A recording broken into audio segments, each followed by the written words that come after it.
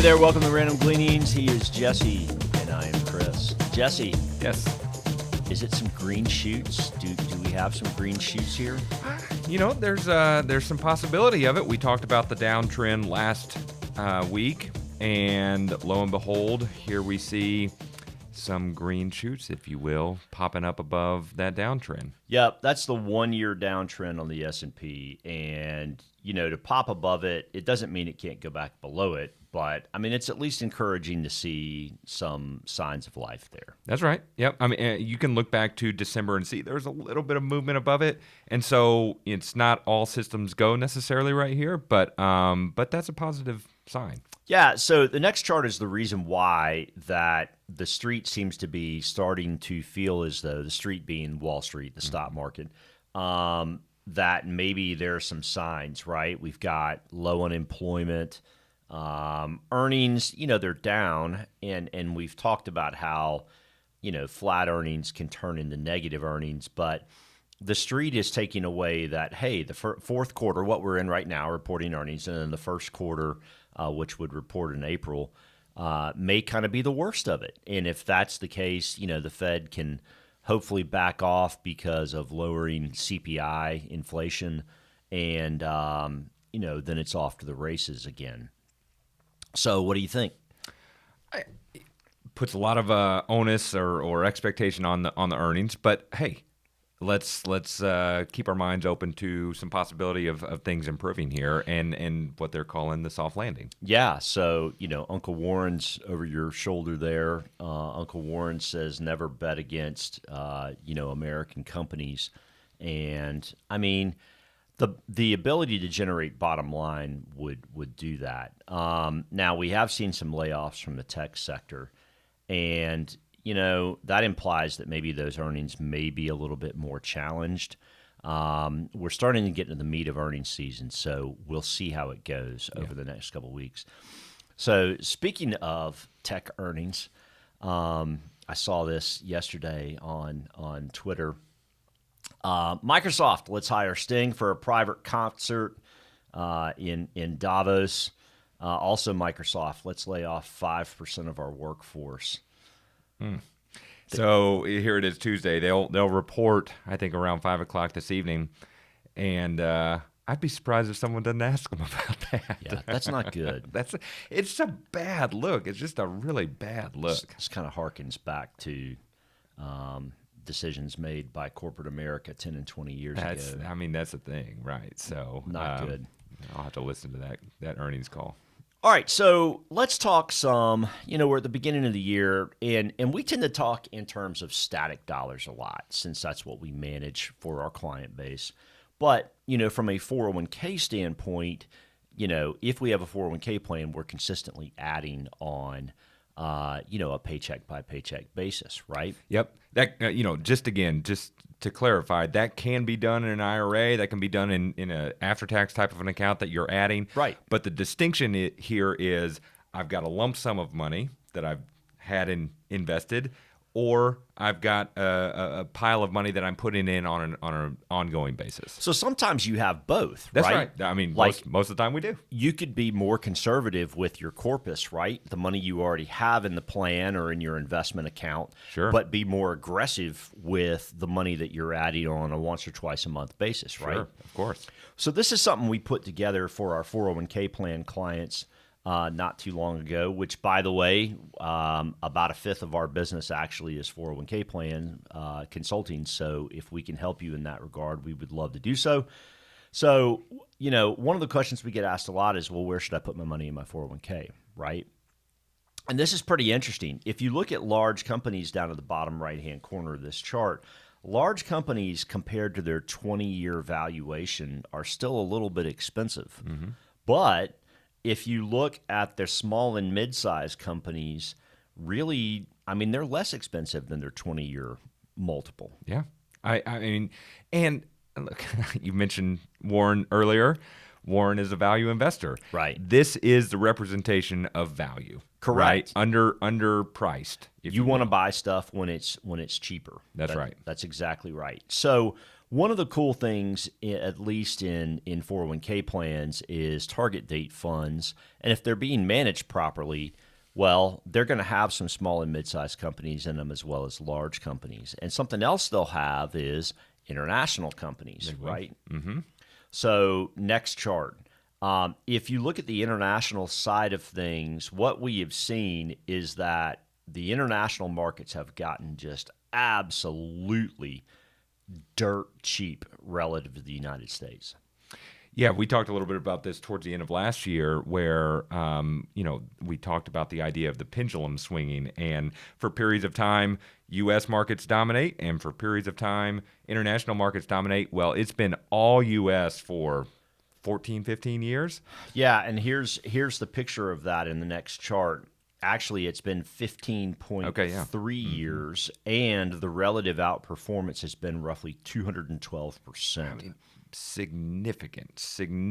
And as you can see, looking back on that chart, there's periods where it just doesn't hold up for forever, right? And so to your point about a target date fund, the inclusion of some of those international markets, it's been working pretty well this year. Yeah, I mean, the target date funds that we work with for clients, there's a team of folks who basically are going to make decisions about whether, small and mid companies, how much small and mid gets added, how much international gets added. Should we overweight the international side relative to the U.S., et cetera? I mean, those are things worth asking for certain. Now, you ran some numbers on static versus dollar cost averaging. And so the next chart is just what are we looking at? So it harkens back to a familiar but scary time, and I was trying to use the Great Financial Crisis as maybe a worse type of an experience, right? Right. But it's something that we all lived through. And so what I was looking at here was the peak of the market in '07 was on October 9th. If you were static, okay, just assigned to, this is representative of the S&P 500. You went for, what is that? 5.5 years from October 9th of '07 to March 28th of 13 before you were even again. Okay? Yep. Most people aren't going to live through that. Right. Without some changes.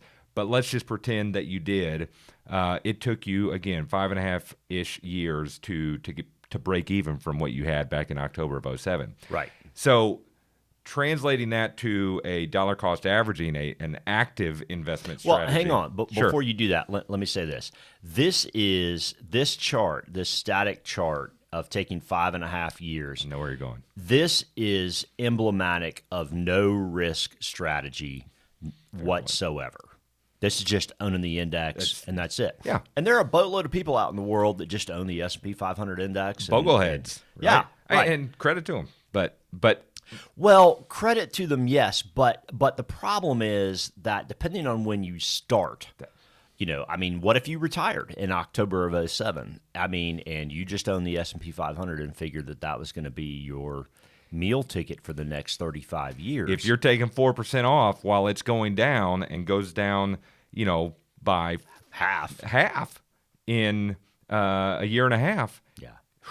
that is a tough road to slog. It just really is. So, And that is why we believe risk management is important. I'm glad you said that. But looking at the next chart, if you're adding money during that time period, again, static was 5.5 years. What happened if you just invested money every month during that time period? So, works out a lot better, right?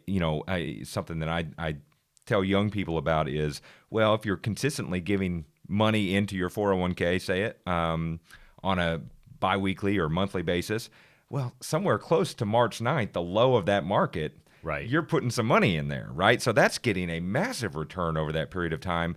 And what it works out to from the same time period that the S&P was peak to peak again, right, flat for that 5.5 year time frame, a monthly contribution to a 85% stock, 15% bond portfolio, so similar to kind of some of your target date funds, 11.64 annual return. Okay, a cumulative Average annual return. Yeah. Cumulative what? 83%. Cumulative 83%. So if you were static and just owned the S&P, you were flat as a pancake for 5.5 years. If you invested $100 a month through that entire time period, or really any dollars per month, that entire time period, your gross cumulative return for that 5 years was 83%. Yeah, down below, if someone wants to check the numbers, it's $250 a month from October of 07 through actually the last contribution, I think, in this scenario goes in February of 13. So $16,500 invested, worth $22,761 over that same time period that the S&P is flat. Okay. I mean, hey, if I'm a young person and the market's down, let's get after it. Let's keep contributing. Right. Let's keep contributing. Okay. So summary then. Maybe we see some green shoots. Maybe Microsoft shouldn't have spent that money on Sting. I'd love to see a Sting concert, though. I would love to see a Sting concert. That's right. That fits my whole, Tom Petty died before I saw him. Yeah. And I've always said, okay, if like the GOAT comes to play, you go. You just go. Yeah. So static money, have a risk management plan, money that you're dollar cost averaging, keep investing through this entire time period. If you're in 401k funds, use your target date funds because they're going to give you access to those things that you probably wouldn't feel like I should be buying, like small and mid-sized companies, international companies, et cetera, right? Yep. So what else? Well, I guess it begs the question, and I've heard this from friends and clients, and you spoke to this a little bit earlier, but I want to just ask you directly. Let's just say I've got $400,000 already in my 401k. Right? Even if I'm maxing out, I'm putting in $22,000 this year. I'm not going to see the same results as what this kind of scenario builds out where I'm starting with nothing, right? Because the corpus is already there. What do you do? I mean, I think from here you have to manage out of it in those respective target date funds. If they were there for the entirety of last year, starting from right here would be challenging. I mean, the S&P right now, as we're taping, is at 4018, and a year ago it crested at 4,800. I mean, so that's almost 20%. So if you all of a sudden got real conservative, that would be problematic. But what I would say is you could always use, one of the things about last year is that bonds were off too, right? And target date funds have bonds in them. Yeah. So you could use a target date that lines up to your age. This is not advice. It's just general information. You could use target dates that are maybe have a bit more in bonds in them if you tend to think that area may do better. But, I would tend to stick to your target date that's most closely aligns with when your normal retirement age. So because that wasn't advice, which I agree, it was good thoughts.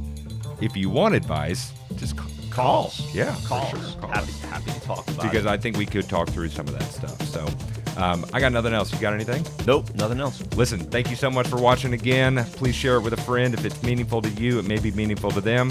Hit subscribe on YouTube, and we look forward to seeing you again next time. Thanks.